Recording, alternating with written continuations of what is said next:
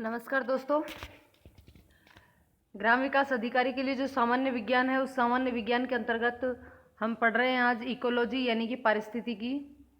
सामान्य विज्ञान की भी 5-6 वीडियो जो है आ चुकी हैं, उनका लिंक आपको नीचे डिस्क्रिप्शन में मिल जाएगा। यदि आपको वीडियो देखनी है तो आप वो देख सकते हैं, जिसमें हमने एक तो जंतुओं में पोषण, कोशिका विभाजन, इस प्रकार से काफ़ी मतलब 4-5 वीडियो जो आ चुकी हैं। और आज जो ये टॉपिक है आज का, ये है पारिस्थितिकी। तो चलिए स्टार्ट करते हैं। स्टार्ट करने से पहले रिक्वेस्ट है मेरी आपसे कि यदि आपने चैनल को सब्सक्राइब नहीं किया तो चैनल को सब्सक्राइब करके बेल आइकन को क्लिक कर दे, ताकि आने वाली हर वीडियो का नोटिफिकेशन जो है आप तक पहुंच जाए। तो सबसे पहले हम बात करते हैं पारिस्थितिकी को इंग्लिश में कहते हैं इकोलॉजी। ये जो अंग्रेजी भाषा का शब्द है इकोलॉजी, ये ग्रीक भाषा के 2 शब्दों से मिलकर के बना है, एक तो ओइकस और एक लोगस। ओइकस का अर्थ होता है घर या रहने का स्थान, और लोगस का अर्थ होता है अध्ययन, स्टडी या चर्चा। तो इन दोनों शब्दों को अगर मिला दिया जाए तो इसका शाब्दिक अर्थ जो पारिस्थितिकी का बनता है, वो बनता है जीवधारियों और उनके आवासों के बीच में होने वाले संबंधों का अध्ययन। यानी कि ये भी एक विज्ञान की शाखा है, बायोलॉजी की एक शाखा है जीव विज्ञान की। और इसमें क्या किया जाता है कि जो जीव है वो और उनके जो आसपास का वातावरण है जहाँ पे वो रह रहा है, उनके बीच में जो संबंध होता है उसका अध्ययन किया जाता है। पारिस्थितिकी शब्द का प्रयोग सबसे पहले 1868 में रिटर महोदय ने किया था, लेकिन इसकी पूर्ण रूप से व्याख्या, परिभाषा और इसका पूरा अध्ययन जो है वो जर्मन जीव वैज्ञानिक अर्नेस्ट हैकल ने किया था। इसलिए पारिस्थितिकी का जनक अर्नेस्ट हैकल को ही माना जाता है। अर्नेस्ट हैकल ने इसकी परिभाषा, पारिस्थितिकी की परिभाषा करते हुए लिखा है कि जैविक और अजैविक वातावरण के साथ प्राणियों के अंतः संबंध का पूर्ण अध्ययन ही पारिस्थितिकी है।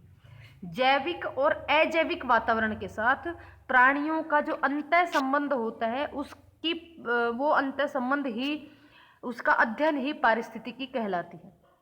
टाइलर ने पारिस्थितिकी को ऐसे विज्ञान के रूप में परिभाषित किया है जो सभी जीवों के सभी संबंधों का तथा उनके सभी वातावरण के साथ संबंधों का अध्ययन करता है।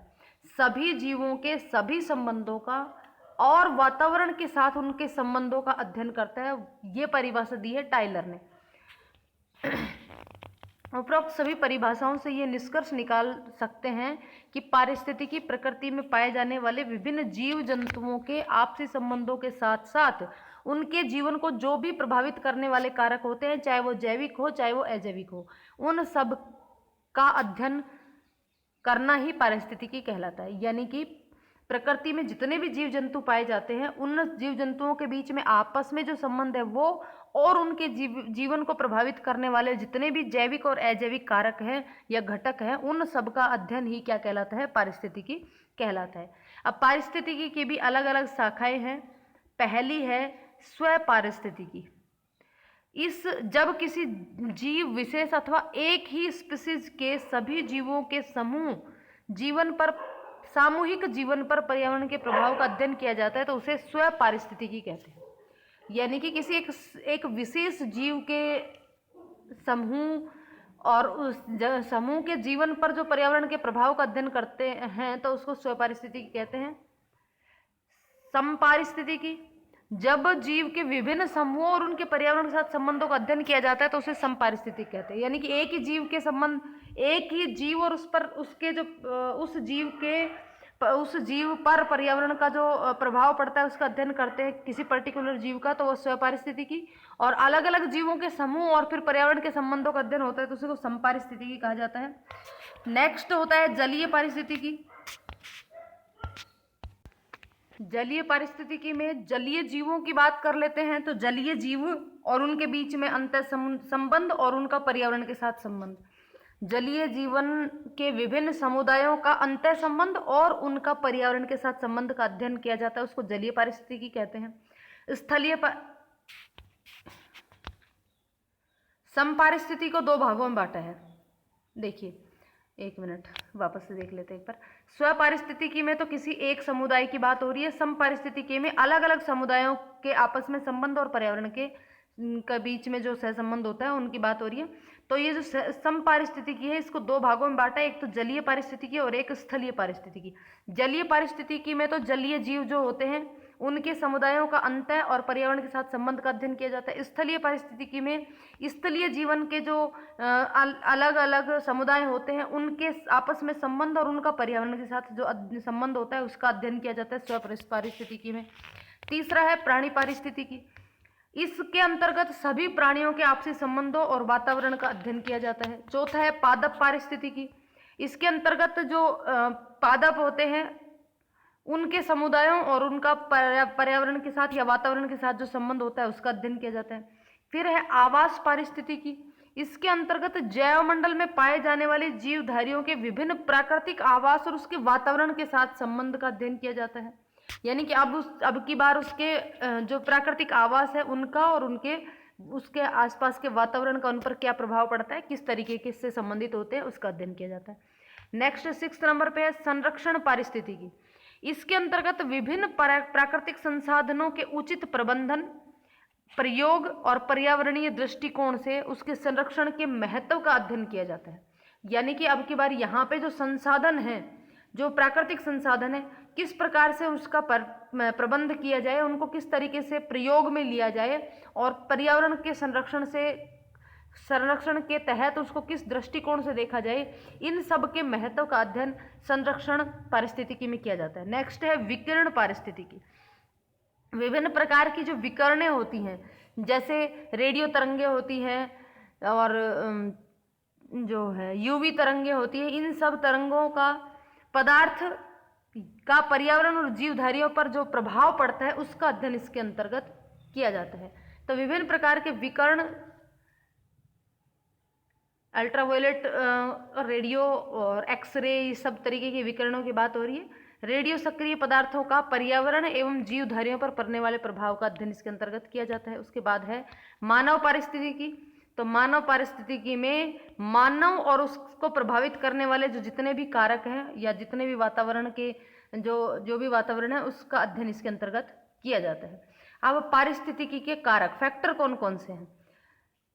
पर्यावरण के वे कारक जो पेड़ पौधों तथा जीव जंतुओं को प्रत्यक्ष या फिर अप्रत्यक्ष ढंग से प्रभावित करते हैं उनको पारिस्थितिकी कारक कहते हैं। यानी कि या तो वो जीव जंतुओं या पेड़ पौधों को डायरेक्ट रूप से इफेक्ट करते हो या इनडायरेक्ट रूप से इफेक्ट करते हो, तो वो सारे कारक पारिस्थितिकी कारक कहलाते हैं, जिसमें जैविक और अजैविक कारक दोनों ही शामिल होंगे। अब सबसे पहले हम बात कर लेते हैं अजैविक कारकों के बारे में। इसके अंतर्गत वो सारे कारक आते हैं जो निर्जीव होते हैं, अजैविक होते हैं, जैसे कि प्रकाश, ताप, आर्द्रता, वायु, भू आकृति, मृदा इत्यादि। यानी कि जो निर्जीव कारक है वो सारे अजैविक कारकों के अंतर्गत आते हैं। सबसे पहले हम बात कर लेते हैं प्रकाश, ताप, आर्द्रता, वायु, भूमि, भू आकृति और मृदा। तो सबसे पहले हम बात करेंगे प्रकाश की। तो देखिए, प्रकाश एक महत्वपूर्ण जलवायवीय कारक है, एक महत्वपूर्ण जलवायवीय कारक है। प्रकाश के द्वारा ही पौधों में संश्लेषण होता है, और जब पौधों में संश्लेषण होता है तो सारा जंतु समुदाय जो है वो पौधों पर ही निर्भर करता है। इसलिए तो सारा जंतु समुदाय प्रकाश पर भी निर्भर करता है। पौधों में जो गति होती है, बीज अंकुरण, श्वसन, वाष्पोत्सर्जन, ये सारी क्रियाएं जो है प्रकाश के कारण होती हैं। प्रकाश का प्रभाव इन सब क्रियाओं पर पड़ता है। तो प्रकाश के गुण, मात्रा और अवधि का प्रभाव पौधों पर पड़ता है। नीले रंग के प्रकाश में प्रकाश संश्लेषण की क्रिया कम होती है, जबकि लाल रंग में ज्यादा होती है। प्रकाश की अवधि के आधार पर पौधों को 3 भागों में विभाजित किया जाता है। देखिए, जो भी पेड़ पौधे होते हैं, सबसे पहली बात कि हम बात कर रहे हैं यहाँ पे प्रकाश का जीव जंतुओं और पेड़ पौधों पर किस प्रकार से प्रभाव पड़ता है, या ये जो जीव जंतु और पेड़ पौधे होते हैं ये प्रकाश पर किस प्रकार से निर्भर करते हैं। तो सबसे पहली बात, अगर हम सब जानते हैं कि जो पौधे होते हैं वो प्रकाश की उपस्थिति में ही प्रकाश संश्लेषण क्रिया करके अपना भोजन का निर्माण करते हैं, और उनकी वृद्धि और जो भी उनके अंदर क्रियाएं होती हैं वो प्रकाश पर डिपेंड करती हैं, और सारे जीव जंतु जो हैं वो पौधों पर डिपेंड करते हैं। तो इस तरीके से एक दूसरे से ये प्रभावित होते हैं। तो अब प्रकाश के गुण के आधार पर भी अलग अलग प्रकार जैसे प्रकाश के गुण, प्रकाश की मात्रा, प्रकाश की अवधि, ये सब भी पौधों को प्रभावित करते हैं। तो सबसे पहले हम प्रकाश की अवधि के आधार पर 3 भागों में पौधों को बांटा है: दीर्घ प्रकाशीय पौधे, अल्प प्रकाशीय पौधे और प्रकाश उदासीन पौधे। तो देखिए, दीर्घ प्रकाशीय पौधे हैं हेनबेन गुलाब, अल्प प्रकाशीय पौधे हैं सोयाबीन और तंबाकू, और प्रकाश उदासीन पौधों की बात करें तो सूर्यमुखी, कपास, टमाटर, मिर्च आदि, ये है प्रकाश उदासीन पौधे। प्रकाश के बाद ताप की बात करें, टेम्परेचर की बात करें तो टेम्परेचर का प्रभाव भी चाहे वो पेड़ पौधे हों चाहे जीव जंतु हों, उन पर भी सीधा सीधा पड़ता है। तो ताप का प्रभाव जीवों की रचना, क्रियाओं तथा प्रजनन पर पड़ता है। ताप के परिवर्तन के कारण पौधों की दैनिक क्रियाएं भी प्रभावित होती हैं, और दैनिक क्रियाओं के लिए औसतन 10 डिग्री सेंटीग्रेड से 45 डिग्री सेंटीग्रेड तक के ताप की आवश्यकता होती है। ताप के कारण पौधों में होने वाली अनुक्रियाएं तापकालिता कहलाती है, और ताप के बढ़ने से पौधों में वाष्पोत्सर्जन की क्रिया बढ़ जाती है। तो इस प्रकार से ताप पर भी डिपेंड करते हैं। आर्द्रता यानी कि नमी, ह्यूमिडिटी, वातावरण में जल वाष्प की उपस्थिति के कारण वायु नम रहती है, और आर्द्रता का संबंध वाष्पोत्सर्जन से भी होता है। कम आर्द्रता रहने पर वाष्पोत्सर्जन अधिक, और अधिक आर्द्रता रहने पर वाष्पोत्सर्जन की क्रिया कम हो जाती है। ये तो सीधा सीधा आप देख सकते हैं, जब वायु में नमी ज़्यादा रहती है तो वाष्प जो है वो, मतलब जल जो है वाष्पीकरण उसका कम होता है, और जब नमी कम रहती है तो वहाँ पे वाष्पीकरण अधिक होता है। नेक्स्ट है चौथा वायु। वायु भी एक महत्वपूर्ण अजैविक कारक है जिसका प्रभाव मुख्य रूप से भूमि अपर्दन, परागकण, बीजों के प्रकीर्णन आदि पर पड़ता है। पांचवा घटक है भू आकृति। इसके अंतर्गत किसी स्थल की ऊंचाई, भूमि का ढलान, खुलाव के प्रभावों और वनस्पति पर होने वाले बदलावों संबंधित अध्ययन इसके अंतर्गत किया जाता है। उसके बाद है मृदा। सभी वनस्पति मृदा संरचना, मृदा, वायु, जल इत्यादि से प्रभावित होते हैं। दूसरे नंबर पे जैविक घटकों की बात करें, अजैविक घटकों की बात हम कर चुके हैं। जैविक घटकों की बात करें तो जैविक घटक, जैविक कारक भी जीवधारियों को प्रभावित करते हैं। एक स्थान पर विभिन्न जीवधारी एक दूसरे से आपसी संबंध स्थापित करते हैं, और ये संबंध भी अलग अलग प्रकार के होते हैं। जैविक कारक का मतलब जो जीवित जीवधारी हैं, जिनके जो जीवित हैं, वो भी एक दूसरे के बीच संबंध स्थापित करते हैं, एक दूसरे पर अपना प्रभाव डालते हैं। तो वो संबंध भी अलग अलग प्रकार का होता है। तो उन संबंधों की बात करें तो सबसे पहले आता है उसमें सहजीवन, जिसमें दो जीवों का परस्पर लाभकारी संबंध होता है, यानी कि दोनों ही जीव एक दूसरे को लाभ पहुंचाते हैं, उसके साथ रह करके उसको लाभ होता है और दूसरे को पहले वाले के साथ रह करके भी लाभ होता है। जैसे कि कवक और शैवाल मिलकर लाइकेन बनाते हैं। दूसरा होता है परजीविता। ये भी पहले हम पढ़ चुके हैं, इससे पहले वाली वीडियो में ये सब चीज़ें हम पढ़ चुके हैं, जिसमें एक जीव दूसरे पर आश्रित रहता है तथा उसे हानि पहुंचाता है। जैसे कवक, जीवाणु, विषाणु आदि। कवक, जीवाणु और विषाणु ये सब क्या है, ये किसी दूसरे जीव पर आश्रित होते हैं, उनके जरिए उन्हीं के शरीर में पलते और बढ़ते हैं और उनको हानि भी पहुंचाते हैं, उनको कहते हैं परजीविता। तीसरा होता है सहजीविता। देखिए, पहला था सहजीवन, एक दूसरे के साथ रह करके जीवन चलता है उनका। दूसरा परजीविता, यानी कि दूसरे के ऊपर ही जीवित रहते हैं वो और उनको हानि पहुंचाते हैं, जबकि पहले वाले में एक दूसरे को लाभ पहुंचाते हैं, लाभकारी संबंध होता है। तीसरा है सहजीविता। इस संबंध में एक जीव को हानि अथवा लाभ नहीं होता है, जबकि दूसरा जीव लाभ में रहता है।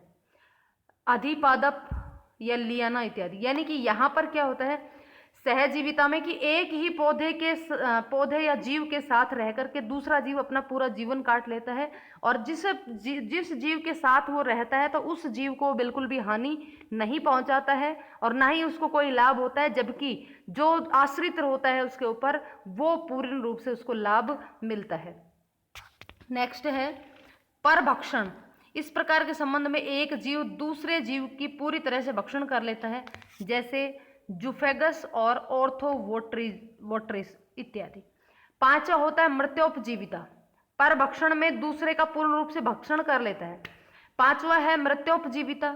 इस संबंध में वे जीव आते हैं जो सड़े गले या मरे हुए जीव जंतुओं पर आश्रित होते हैं, जैसे कवक, नियोटिका इत्यादि। तो ये तो हुए घटक कारक, जैविक और अजैविक कारक। अब पारिस्थितिकी अनुक्रम। किसी विशिष्ट क्षेत्र में वातावरण, समय और जैविक कारकों के परस्पर प्रभावों से संपूर्ण जैविक समुदाय का बदलना पारिस्थितिकी अनुक्रमण कहलाता है।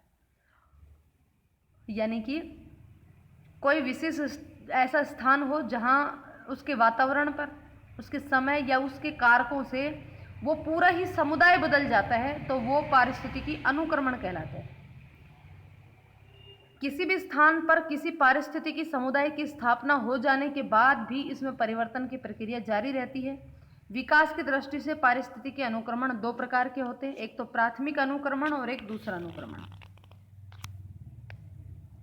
प्राथमिक अनुक्रमण क्या होता है? जब किसी पारिस्थितिकी समुदाय का विकास ऐसे क्षेत्र में होता है जहां उसमें पहले कोई अन्य पारिस्थितिकी समुदाय विद्यमान नहीं था, तो उसे पारिस्थितिकी अनुक्रमण कहते हैं। जैसे रेतीली भूमि में पथरीली चट्टानों का अनुक्रमण, यानी कि जहाँ पर पहले किसी भी प्रकार का कोई भी पारिस्थितिकी समुदाय नहीं था और वहाँ पर कोई पारिस्थितिकी समुदाय का विकास हो जाता है, तो वो प्राथमिक अनुक्रमण कहलाता है। और द्वितीयक अनुक्रमण वो होता है कि किसी ऐसे क्षेत्र में पारिस्थितिकी समुदाय का विकास होता है जहाँ पहले से ही पारिस्थितिकी समुदाय विद्यमान था लेकिन बाद में वह नष्ट हो गया, तो उसे द्वितीयक अनुक्रमण कहते हैं। जैसे आग से जंगल के नष्ट होने के बाद पुनः वन समुदाय का विकास होना।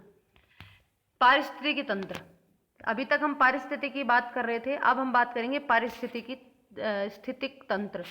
किसी स्थान पर पाए जाने वाले किसी जीव समुदाय का वातावरण से और अन्य जैव समुदाय से परस्पर संबंध होता है और इसी संबंध को पारिस्थितिकी तंत्र कहते हैं।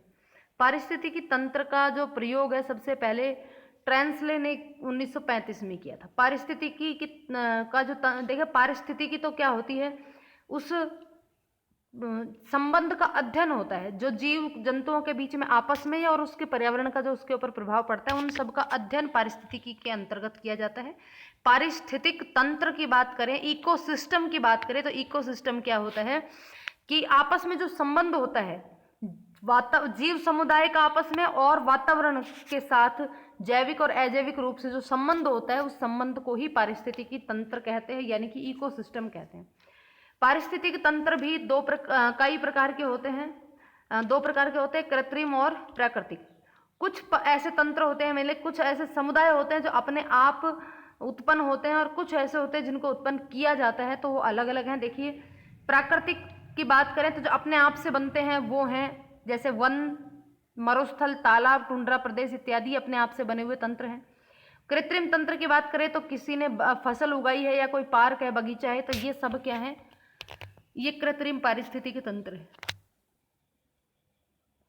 अब इस पारिस्थितिकी तंत्र के भी दो मुख्य घटक होते हैं, वही जैविक और अजैविक। जैविक घटकों की बात करें तो जीव जंतु पेड़ पौधों को मिला करके जैविक घटक बनते हैं। पारिस्थितिकी तंत्र के जैविक घटकों को पुनः निम्नलिखित तीन भागों में निम्नलिखित वर्गों में विभाजित किया जाता है। पहला उत्पादक और दूसरा उपभोक्ता। देखिए, जैविक घटक जो होते हैं, इकोसिस्टम के जैविक घटक, बायोटिक फैक्टर, उनमें पहला आता है प्रोड्यूसर जो उत्पादक बनाता है और दूसरा उसका कंज्यूम करता है यानी कि उपभोक्ता। तो पारिस्थितिकी तंत्र में उत्पादक वर्ग के अंतर्गत मुख्य रूप से हरे पेड़ पौधे आते हैं जो अपना भोजन स्वयं साधारण अकार्बनिक पदार्थों से जटिल कार्बनिक पदार्थों के रूप में तैयार करते हैं। हरे पौधे क्लोरोप्लास्ट की सहायता से सूर्य की उपस्थिति में प्रकाश संश्लेषण की क्रिया और सरल अकार्बनिक पदार्थों द्वारा अधिक ऊर्जा युक्त कार्बनिक पदार्थों के रूप में अपना भोजन बनाते हैं और इसी कारण से ये उत्पाद या स्वपोषित वर्ग में रखे गए हैं इनको।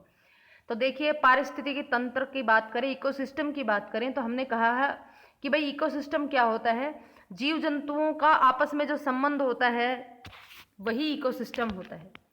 ठीक है, तो इसके भी दो घटक हुए, एक तो जैविक घटक और एक अजैविक घटक। जैविक घटक की बात करें तो जैविक घटक में एक तो उत्पादक होगा और एक उपभोक्ता होगा। उत्पादक वो होता है जो स्वयं अपना जो संपूर्ण कार्य है वो खुद करता है, किसी के ऊपर डिपेंड नहीं है। जैसे कि पेड़ पौधे हैं, तो पेड़ पौधे जो हरे पेड़ पौधे होते हैं जिनके अंदर क्लोरोप्लास्ट होता है, वो क्लोरोप्लास्ट की सहायता से सूर्य की उपस्थिति में अपना भोजन बनाते हैं।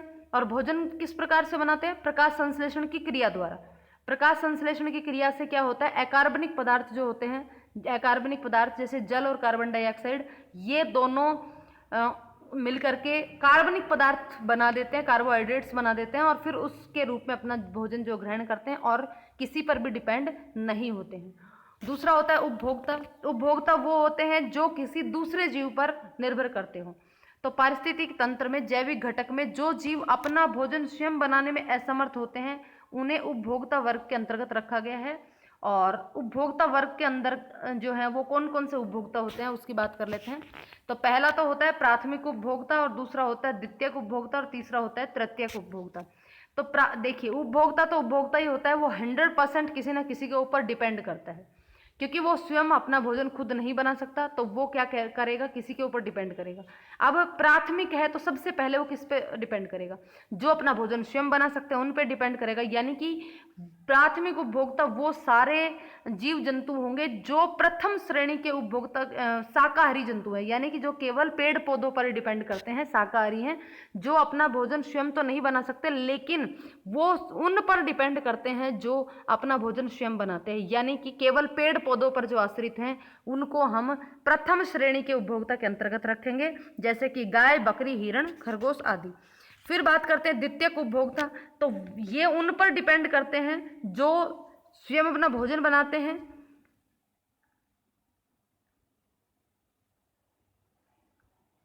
और साथ ही साथ ये उन पर भी डिपेंड करते हैं जो प्राथमिक उपभोक्ता होते हैं। यानी कि पेड़ पौधों पर भी डिपेंड करते हैं और प्राथमिक उपभोक्ताओं पर भी डिपेंड करते हैं, तो ये कहलाते हैं द्वितीयक उपभोक्ता। अर्थात इस श्रेणी के उपभोक्ता मांसाहारी या फिर सर्वाहारी भी हो सकते हैं, मांसाहारी भी हो सकते हैं और सर्वाहारी भी हो सकते हैं, क्योंकि जब ये मांस जैसे मानव है तो ये सर्वाहारी प्राणी है, क्योंकि ये अपना भोजन पेड़ पौधों से भी लेता है और ये जीव जंतुओं के साथ उन पर भी निर्भर करता है। द्वितीय श्रेणी के उपभोक्ताओं के अन्य उदाहरणों में कीट को खाने वाले मेंढक, चूहों को खाने वाली बिल्ली, हिरण को खाने वाला भेड़िया आदि, ये सारे क्या कहलाते हैं, द्वितीयक उपभोक्ता होते हैं। तीसरी नंबर पे आते हैं तृतीयक उपभोक्ता। तो तृतीयक उपभोक्ता कौन से होते हैं, जो अपना भोजन या तो प्राथमिक उपभोक्ता से ग्रहण करते हैं या द्वितीयक से करते हैं, ये फिर उस पर पेड़ पौधों पर डिपेंड नहीं होते, तो वो होते हैं तृतीयक उपभोक्ता, और ये पूर्णतः मांसाहारी होते हैं। जैसे कि मेंढक को खाने वाले सांप और मछलियों को खाने वाली बड़ी मछलियों को तृतीयक उपभोक्ता की श्रेणी में रखा गया है। तृतीयक श्रेणी के उपभोक्ता शीर्ष मांसाहारी होते हैं, जिन्हें दूसरे जंतु मारकर नहीं खाते, जैसे शेर, बाघ, बाज इत्यादि। यानी कि इनको मार करके कोई और नहीं खाता है, ये किसी को मारकर खा सकते हैं, तो ये तृतीयक उपभोक्ता होते हैं। फिर उसके बाद लास्ट होते हैं अपघटक, चौथे।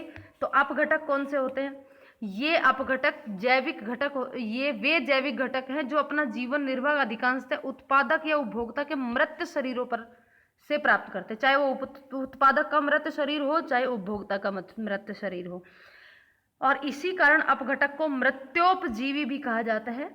अपघटक वर्ग के अंतर्गत सूक्ष्म जीव आते हैं, ज्यादातर विषाणु, जीवाणु, कवक, प्रोटोजोआ आदि इसके अंतर्गत आते हैं, जो कि या तो पेड़ पौधों के मृत शरीर से अपना भोजन बनाते हैं या फिर जो जीव जंतु हैं उनके मृत शरीर से अपना भोजन बनाते हैं।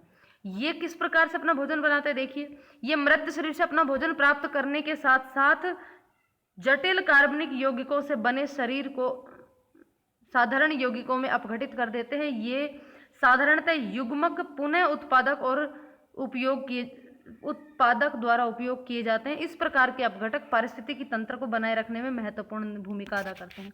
यानी कि अगर हम बात करें पेड़ पौधों की, तो वो जटिल कार्बनिक जो प्रकाश संश्लेषण की क्रिया द्वारा अकार्बनिक पदार्थों से कार्बनिक पदार्थों के रूप में अपना भोजन बनाते हैं, तो उन कार्बनिक पदार्थों को ये विघटित कर देते हैं और विघटित करके साधारण यौगिकों में अपघटित करके और फिर उनको वापस से उत्पादक द्वारा उपयोग में लेने लायक बना देते हैं। और इसीलिए ये पारिस्थितिकी तंत्र के मित्र कहलाते हैं, या ये पारिस्थितिकी तंत्र को बनाए रखने में महत्वपूर्ण भूमिका अदा करते हैं। नेक्स्ट है बी, अजैविक घटक। जैविक घटकों की बात हमने कर ली थी, 4 वर्गों में बांट दिया था, प्राथमिक उपभोक्ता, द्वितीयक उपभोक्ता, तृतीयक उपभोक्ता और अपघटक। अब बात करते हैं अजैविक घटक की। तो पारिस्थितिकी तंत्र के अजैविक घटकों में अनेक तरीके के अकार्बनिक और कार्बनिक तत्वों के साथ साथ ऊर्जा भी सम्मिलित है। अजैविक घटकों की वह मात्रा जो किसी एक स्थान पर पाई जाती है, किसी समय एक स्थान पर पाई जाती है, उसे निश्चित अवस्था कहते हैं। अजैविक पदार्थ पारिस्थितिकी तंत्र में बराबर अजैविक से जैविक और जैविक से अजैविक घटकों में बदलते रहते हैं। इस क्रिया को खनिज चक्रीकरण अथवा बायोकेमिकल चक्र कहते हैं। देखिए, अजैविक घटकों में कार्बनिक और अकार्बनिक पदार्थ शामिल होते हैं और साथ में ऊर्जा भी सम्मिलित होती है। अजैविक घटकों में वह घटकों की वो मात्रा जो किसी एक स्थान पर पाई जाती है उसे निश्चित अवस्था कहते हैं। और अजैविक पदार्थ पारिस्थितिकी तंत्र में बराबर जैविक से अजैविक और अजैविक से जैविक घटकों के रूप में बदलते रहते हैं। इसे खनिज चक्रण कहते हैं या बायोकेमिकल चक्र कहते हैं। पारिस्थितिकी तंत्र में अजैविक घटकों को निम्न 3 भागों में बांटा गया है। कार्बनिक, अकार्बनिक तत्व में तो ऑक्सीजन, नाइट्रोजन, हाइड्रोजन, फास्फोरस और कैल्शियम को। कार्बनिक घटकों में प्रोटीन, वसा, कार्बोहाइड्रेट और ह्यूमस इत्यादि को। जलवायु में प्रकाश, तापक्रम, वर्षा आदि को। पौधों का पारिस्थितिकी वर्गीकरण। ई वार्मिंग ने पारिस्थितिकीय आधार पर पौधों को 5 भागों में बांटा। ये हैं जलोद्भिद, समोद्भिद, मरुद्भिद, मृदा में भौतिक शुष्कता वाले पौधे और मृदा में क्रियात्मक शुष्कता वाले पौधे। 5 भागों में इसको बांटा। जलोद्भिद, समोद्भिद, मरुद्भिद और पादप में भौतिक शुष्कता वाले पौधे और मृदा में क्रियात्मक शुष्कता वाले पौधे। विशेषीकृत पौधे। एरिमोफाइटस किसको कहते हैं? एरिमोफाइटस जो रेगिस्तान या स्टेपी में उगने वाले पौधे होते हैं। थियोफाइटस चट्टान पर उगने वाले पौधे। सेमीफाइटस बालू में उगने वाले पौधे। स्क्लेरोफाइटस काष्ठीय झाड़ीदार पौधे। हेलोफाइटस अधिक सांद्रता वाली मृदा में उगने वाले पौधे। ऑक्जिलोफाइटस अम्लीय मृदा में उगने वाले पौधे और हीलोफाइटस दलदल में उगने वाले पौधे। इस तरीके से इनको अलग अलग पौधों के रूप में इसको बांटा गया है। खाद्य श्रृंखला व खाद्य जाल, एक शब्द आता है खाद्य श्रृंखला या खाद्य जाल, फूड चेन या फूड साइकिल या फूड वेब। पारिस्थितिकी तंत्र में विभिन्न जीव और पौधे जंतु अपने पोषण संबंधी आवश्यकताओं के लिए एक दूसरे पर निर्भर करते हैं और इस प्रकार से एक दूसरे से संबंधित होते हैं और एक आहार श्रृंखला बनाते हैं। इस तरह की पारस्परिक निर्भरता दिखाते हैं जिसमें खाद्य ऊर्जा भक्ष्य से भक्षक की ओर प्रभावित होती है। भक्ष्य से भक्षक की ओर प्रभावित होती है। विभिन्न जीव पोषण स्तर पर एक दूसरे से जुड़े हुए रहते हैं। विभिन्न खाद्य श्रृंखलाएं अन्य खाद्य श्रृंखलाओं से संबंधित रखती हैं। इस प्रकार से एक आहार जाल बन जाता है। अब हम बात करते हैं प्रदूषण की। पॉल्यूशन जो है वो भी पारिस्थितिकी का एक घटक है। वायु, मिट्टी, भूमि मिट्टी से संबंधित हो गई। जल के भौतिक, रासायनिक और जैविक लक्षणों में जो अवांछित परिवर्तन हो जाता है वो पर्यावरणीय प्रदूषण या प्रदूषण कहलाता है। यानी कि जो वांछित होता है उसको छोड़ करके जो अनचाहा परिवर्तन जो हो जाता है उसको पर्यावरणीय प्रदूषण कहते हैं। प्रदूषण प्राकृतिक तथा कृत्रिम दोनों ही प्रकार का हो सकता है। वे पदार्थ या कारक जिनके कारण यह परिवर्तन उत्पन्न होता है उसको प्रदूषक पदार्थ कहते हैं। सामान्यतः प्रदूषक पदार्थों को 2 भागों में बांटा जाता है। यानी कि किसी भी मिट्टी हो सकती है, वायु हो सकती है, जल हो सकता है, इनके जो भी गुण होते हैं उनमें उन गुणों में रासायनिक और जैविक परिवर्तन देखने को मिलते हैं। वो अनचाहे परिवर्तन हो जाते हैं जो कि किसी दूसरी चीज़ों को प्रभावित करते हैं और उनके लिए हानिकारक होते हैं तो वो प्रदूषण कहलाते हैं। और जिन पदार्थों के कारण से ये प्रदूषण होता है उसको प्रदूषक कहलाते हैं। 2 भागों में इसको बांटा जाता है। जैव निम्नीकरण प्रदूषक। जैव निम्नीकरण प्रदूषक इस वर्ग के प्रदूषकों का विभिन्न सूक्ष्म जीवों द्वारा अपघटन हो जाता है और अपघटित पदार्थ जैव भू रासायनिक चक्र में प्रवेश कर जाते हैं। ऐसे पदार्थ उसी अवस्था में प्रदूषक कहलाते हैं जब अत्यधिक मात्रा में निर्मित इन पदार्थों का उचित समय में अवकर्षण नहीं हो पाता। घर की रसोई का कूड़ा, मल मूत्र, कृषि उत्पादित अपशिष्ट, कागज, लकड़ी, कपड़े ये सामान्य इसके उदाहरण हैं। यानी कि ये जब तक प्रदूषक होते हैं जब तक कि इनका अवकर्षण नहीं हो जाता ये वापस से विघटित तो नहीं हो जाते। दूसरा है जैव अनिम्नीकरणीय प्रदूषक। देखिए ये तो है बायोडिग्रेडेबल। बायोडिग्रेडेबल का मतलब ये वापस से पर्यावरण को संतुलित कर देंगे जब इनका ये जो वो हो जाएंगे मिट्टी में वापस से मिल नहीं जाते जब तक। ये होते हैं नॉन बायोडिग्रेडेबल पॉल्यूशक, अनिम्नीकरणीय। इस श्रेणी के प्रदूषक सरल उत्पादकों में नहीं परिवर्तन होते हैं। इस प्रकार के प्रदूषक डीडीटी है, कीटनाशक है, पीड़कनाशक है, पारा है, सीसा है, आर्सेनिक है, एल्यूमिनियम है, प्लास्टिक है, रेडियोधर्मी कचरा है। ये प्रदूषक कणीय, तरल और गैस तीनों ही रूप में हो सकते हैं, और जब ये एक बार खाद्य श्रृंखला में प्रवेश कर जाते हैं तो ये 100% जीवों को हानि पहुंचाते हैं। अब प्रदूषण के प्रकार की बात करें तो पर्यावरण के विभिन्न घटकों को प्रदूषित होने के आधार पर ही प्रदूषण को अलग अलग भागों में बांटा जाता है। जैसे कि यदि वायु में प्रदूषण होता है तो उसको वायु प्रदूषण, जल में कोई चेंजिंग आती है तो जल प्रदूषण, ध्वनि अगर अधिक हो जाती है तो ध्वनि प्रदूषण, मृदा खराब हो जाती है तो मृदा प्रदूषण, और रेडियो एक्टिव प्रदूषण। इस तरीके से प्रदूषण को अलग अलग भागों में बांटा गया है। तो सबसे पहले बात कर लेते हैं वायु प्रदूषण की। तो वायु के अंदर क्या क्या चीजें शामिल होती है? वायु में ऑक्सीजन होती है, सर्वाधिक नाइट्रोजन होती है, कार्बन डाइऑक्साइड भी होती है, और भी बहुत सारी गैसों का मिश्रण होता है। वायु में एक निश्चित अनुपात में इन सब चीज़ों का मिश्रण होता है। यदि ये जो अनुपात है मिश्रण का, जब ये असंतुलित हो जाता है तो वो वायु प्रदूषण कहलाती है। यानी किसी एक विशेष गैस की मात्रा अधिक हो जाती है तो भी वो एक वायु प्रदूषण की श्रेणी में आता है। वायु प्रदूषण के सोर्स क्या क्या है? 2 तरीके के सोर्स हैं, एक तो प्राकृतिक और एक मानव निर्मित। देखिए, जो प्राकृतिक स्रोत है उनकी बात करें तो जब दावानल का मतलब होता है जब वनों में आग लग जाती है तो धुआं निकलती है खूब सारी, वो वायु को प्रदूषित करती है। ज्वालामुखी की राख भी वायु प्रदूषण करती है। धूल भरी आंधी जब चलती है तो जो वायु होती है वो प्रदूषित हो जाती है। कार्बनिक पदार्थों के अपघटन, वायु में उड़ते परागकण आदि वायु प्रदूषण के प्राकृतिक सोर्स हैं। दूसरा है मानव निर्मित स्रोत। जो वायु प्रदूषण में मानव के द्वारा किस प्रकार से प्रदूषित होती है वायु, कौन कौन से कारक उसको प्रभावित करते हैं, तो वो वायु प्रदूषण कहलाता है।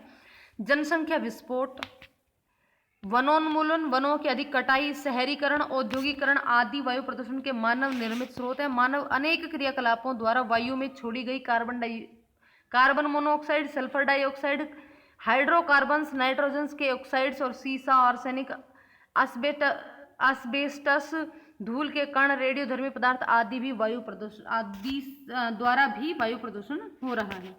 तो वायु प्रदूषण से क्या क्या हानियां होती हैं? कार्बन मोनोऑक्साइड यानी कि कार्बन मोनोऑक्साइड यानी CO वायु में अधिक मात्रा में होने पर थकावट, मानसिक विकार, फेफड़ों का कैंसर आदि रोग होते हैं। हीमोग्लोबिन कार्बन मोनोऑक्साइड के साथ प्रतिक्रिया कर कार्बोक्सी हीमोग्लोबिन नामक स्थायी यौगिक बनाता है जो कि विषैला होता है और इस कारण दम घुटने से मृत्यु भी हो जाती है। इसके बाद है ओजोन परत में हर्ष के कारण पैराबिंगनी जो किरणें हैं वो बहुत अधिक मात्रा में पृथ्वी तक पहुंचती है और इन किरणों से हमारी आँखों तथा प्रतिरक्षा तंत्र पर यानी कि इम्यून सिस्टम पर इसके नुकसान पहुंचाती है।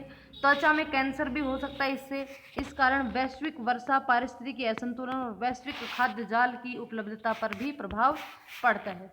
जो रेफ्रिजरेटर होते हैं, अग्निशामक यंत्र होते हैं, एरोसोल स्प्रे होते हैं, इनके उपयोग से होने वाली जो निकलती है क्लोरोफ्लोरोकार्बन, वो भी ओजोन परत को छिन्न करने में सहायता प्रदान करती है। तीसरा है अम्लीय वर्षा के कारण भी वायु प्रदूषण होता है।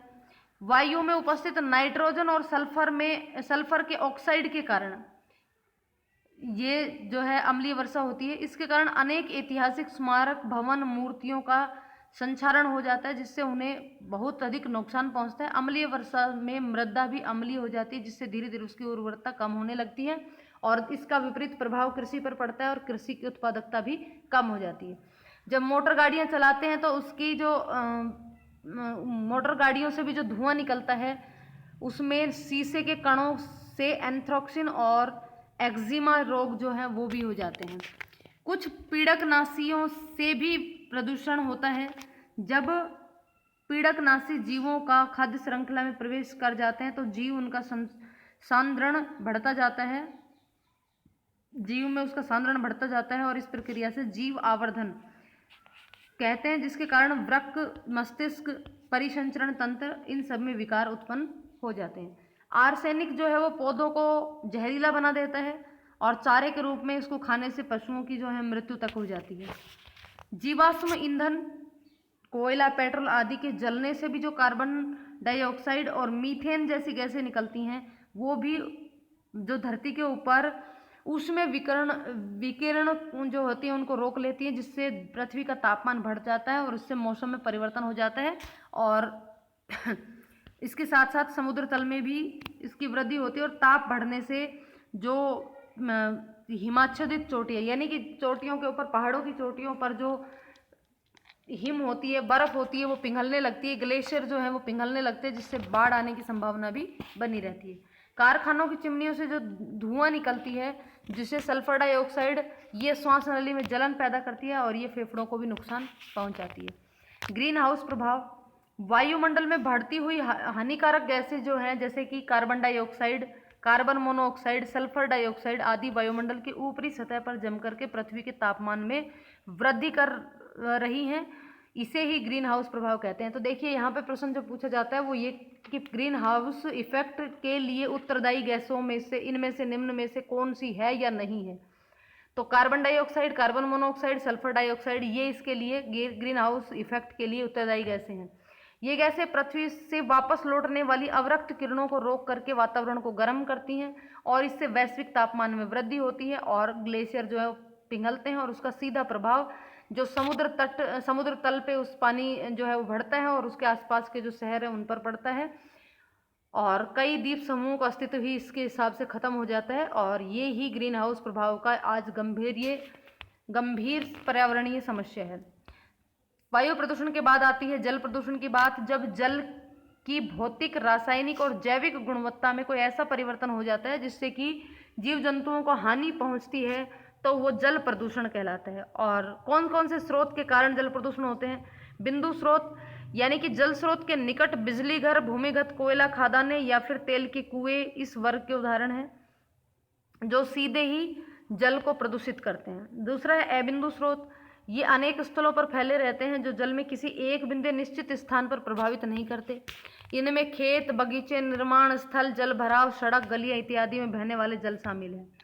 जल को प्रदूषण करने वाले कारक कौन कौन से हैं जो जल प्रदूषक कहलाते हैं। तो उनमें से कारण है जो पदार्थ हैं वो हैं कैल्शियम तथा मैग्नीशियम के यौगिक प्राकृतिक स्रोतों से जल में घुल जाते हैं और उन्हें अशुद्ध कर देते हैं। प्रोटोजोआ, जीवाणु एवं अन्य रोगाणु जल को प्रदूषित कर देते हैं। जल में तेल, भारू वस्तुएं, अपमार्जक, घरेलू कचरा या रेडियोधर्मी पदार्थ भी जल को प्रदूषण बढ़ाने में मदद करते हैं। जल प्रदूषक से जल प्रदूषण से कौन कौन सी हानि होती है, क्या प्रभाव पड़ता है। तो देखिए प्रदूषित जल के कारण टाइफाइड, अतिसार, हैजा, हेपेटाइटिस, पीलिया आदि रोग फैलते हैं। जल में विद्यमान अम्ल और क्षार जो है वो सूक्ष्म जीवों का विनाश करते थे जिससे नदियों के जल को स्वतः शुद्धिकरण प्रक्रिया अवरुद्ध होती है। यानी कि जो अम्ल और क्षारीय जल जो होता है वो नदियों को खुद शुद्ध होने में मददगार नहीं होता है, उसकी वजह से खुद शुद्ध होने में उसकी जो बाधा उत्पन्न होती है। प्रदूषित जल में उपस्थित पारा, आर्सेनिक और लेड जीव जंतुओं के लिए बहुत ही हानिकारक होते हैं, विष का कार्य करते हैं, जहर का कार्य करते हैं। वाहित मल जल में मिलकर शैवालों की वृद्धि को प्रेरित करते हैं जिससे ये जल की सतह पर फैल जाते हैं और शैवालों की मृत्यु हो जाने पर इसका अपघटन होता है और पानी में ऑक्सीजन की कमी हो जाती है जिससे जीव जंतु जो है वो मरने लगते हैं। और क्रोमियम और कैडमियम समुद्री जंतुओं के मृत्यु का कारण बनते हैं। तीसरा आता है ध्वनि प्रदूषण। वातावरण में चारों ओर जो अनवांछित या अनिच्छित, बिना इच्छा के जो ध्वनि होती है, फालतू की जो ध्वनि होती है वो ध्वनि प्रदूषण कहलाती है। ध्वनि प्रदूषण के स्रोत में जो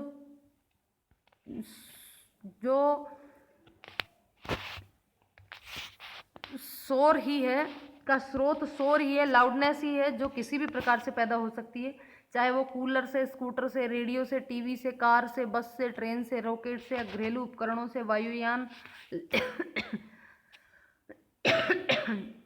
loud speaker, washing machine, stereo, तोप, टैंक, दूसरे सुरक्षात्मक उपकरणों आदि से किसी भी प्रकार से जो आवाज़ आती है वो सभी ध्वनि प्रदूषण का सोर्स होती है। ध्वनि प्रदूषण से क्या इफेक्ट होता है। लगातार शोर होने के कारण सुनने की क्षमता कम हो जाती है और आदमी बहरे होने की संभावना बढ़ जाती है। तेज आवाज के कारण थकान और सिरदर्द, अनिद्रा जैसे रोग उत्पन्न हो जाते हैं। शोर के कारण रक्तदाब बढ़ता है और शरीर जो हृदय की धड़कन है वो भी बढ़ने लगती है। धमनियों में कोलेस्ट्रॉल का जमाव बढ़ता है जिसके कारण रक्तचाप बढ़ने लगता है। इसके कारण क्रोध और स्वभाव में उत्तेजना पैदा होती है, चिड़चिड़ापन बढ़ता है। शोर के लगातार रहने से बुढ़ापा जल्दी आता है। अत्यधिक शोर के कारण एड्रिनल हार्मोनों का स्राव जो है वो अधिक होता है। हमेशा शोर में रहने के कारण जनन क्षमता पर भी प्रभावित पड़ता है। और उपापचयी क्रियाएं भी प्रभावित होती हैं। अधिक शोर के कारण संवेदी और तंत्रिका तंत्र जो है वो भी कमजोर हो जाता है। सामान्यतः वार्तालाप का शोर मूल्य 60 डेसिबल होता है, जबकि अंतर्राष्ट्रीय मानक के अनुसार ध्वनि 45 डेसिबल ही होनी चाहिए। यानी कि अगर पूछा जाए कि ध्वनि प्रदूषण में कितने डेसिबल को ध्वनि प्रदूषण के रूप में माना जाएगा, तो यदि 45 डेसिबल तक ध्वनि है तो वो उसमें ध्वनि प्रदूषण में शामिल नहीं की जाती। 45 से ऊपर यानी कि 60 डेसिबल तक आते आते वो शोर के रूप में शामिल हो जाती है, यानी कि ध्वनि प्रदूषण बन जाता है। चौथा है मृदा या फिर भूमि प्रदूषण। भूमि का विकृत रूप ही मृदा प्रदूषण कहलाता है, जो मुख्यतः ठोस कचरे के कारण उत्पन्न होता है। ठोस कचरा प्राय घरों, मवेशियों, गृहों, उद्योगों, कृषि व अन्य स्थानों से आता है।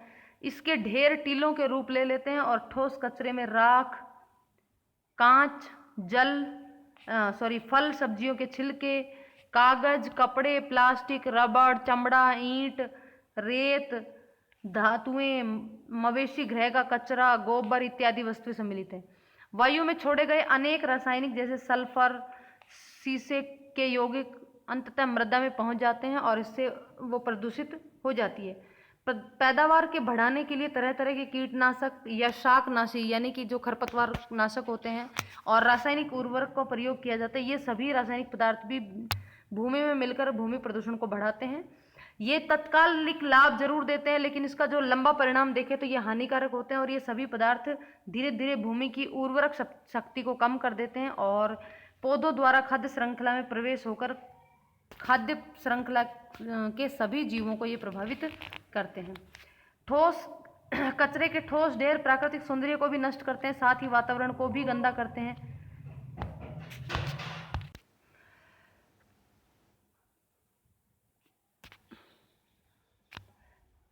कचरे के ठोस ढेर प्राकृतिक सौंदर्य को तो नष्ट करते ही है, साथ ही साथ वातावरण को भी गंदा करते हैं। सूअर, कुत्ते, चूहे, मक्खी, मच्छर फेंके गए कचरे में विचरण करते हैं और उससे दुर्गंध फैलती है।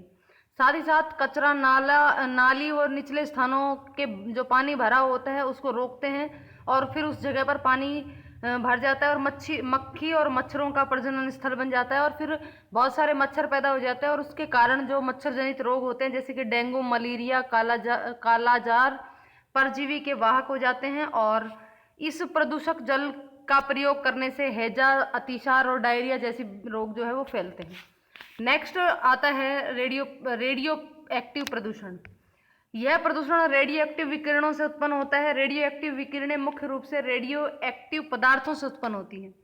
3 प्रकार की होती हैं, अल्फा, बीटा और गामा। जिसके अतिरिक्त सूर्य से निकलने वाली पैराबैंगनी किरणें भी रेडियो एक्टिव किरणों के समान ही जीवों को प्रभावित करती हैं। इस प्रकार रेडियो एक्टिव पदार्थों के निम्न स्रोत हो सकते हैं। चिकित्सा में उपयोग होने वाले किरणों द्वारा भी प्रदूषण फैलता है।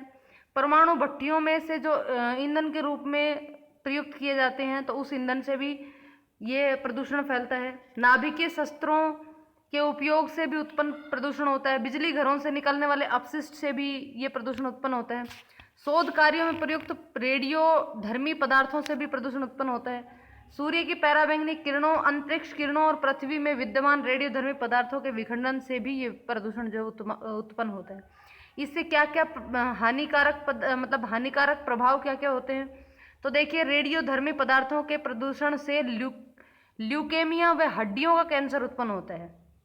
रेडियोधर्मी पदार्थों के प्रभाव से जीवों के जर्मिनल कोशिकाओं के जीन्स में उत्परिवर्तन होता है, जिससे ये विकृत हो जाती हैं और शिशु जो है वो विकलांग शिशु जन्म लेते हैं। रेडियोधर्मी पदार्थों के प्रभाव से शरीर में रोग प्रतिरोधक क्षमता जो है वो कम हो जाती है और जिससे जब रोग प्रतिरोधक क्षमता कम होगी तो बहुत सारी बीमारियां जो हैं वो शरीर में प्रवेश करेंगी। प्रजनन क्षमता को भी कम कर देता है और असमय बुढ़ापा भी जल्दी आता है, यानी कि असमय बुढ़ापा आता है। त्वचा पर घाव बन जाते हैं और उत्तक, आंख, आहार नाल आदि पर बुरा प्रभाव पड़ता है। अंगों में सूजन, दर्द और जलन जैसे लक्षण दिखाई देते हैं। अब प्रदूषण नियंत्रण। सभी प्रकार के जो प्रदूषण होते हैं उनको नियंत्रित किस प्रकार से किया जाए, तो प्रदूषण की रोकथाम के लिए प्रदूषित गंदे जल को नदियों में प्रवाहित नहीं करना चाहिए। सीवेज को सीवेज ट्रीटमेंट से शुद्ध करना चाहिए। मोटर वाहनों का रखरखाव उचित तरीके से करना चाहिए ताकि वे अधिक धुआं वायुमंडल में ना छोड़े। कल कारखानों की चिमनियों से निकलने वाले धुआंओं को फिल्टर करके निकालना चाहिए। कीटनाशी और पीड़कनाशी, कवकनाशी, शाकनाशी आदि का उचित ढंग से प्रयोग करना चाहिए। वन उन्मूलन पर रोक लगनी चाहिए। साथ ही साथ नए वन लगाने के लिए भी कार्यक्रम को तेजी से चलाना चाहिए। वायुमंडल में जहां एक और ऑक्सीजन की कमी हो रही है, वहीं दूसरी ओर कार्बन डाइऑक्साइड की मात्रा भी नियंत्रित कमी नहीं होगी, वहीं दूसरी ओर कार्बन डाइऑक्साइड की मात्रा भी नियंत्रित रहेगी। किस वजह से? वन लगाने से। संयुक्त राष्ट्र संघ यानी कि यूएनओ ने विश्व में पर्यावरण सुरक्षा के लिए एक अंतर्राष्ट्रीय संस्थान, अंतर्राष्ट्रीय संयुक्त राष्ट्र पर्यावरण कार्यक्रम की स्थापना की, जिसका मुख्यालय अफ्रीकी देश कीनिया की राजधानी नैरोबी में है। विश्व में पर्यावरण के प्रति लोगों को जागरूकता पैदा करने के लिए प्रतिवर्ष 5 जून को विश्व पर्यावरण दिवस भी मनाया जाता है। इसी के साथ ही हमारा जो पारिस्थितिकी तंत्र है, जो कि मोटे मोटे शब्दों में हमने उसको पढ़ा है, ये खत्म। मिलते हैं एक और नेक्स्ट वीडियो में। जब तक के लिए धन्यवाद।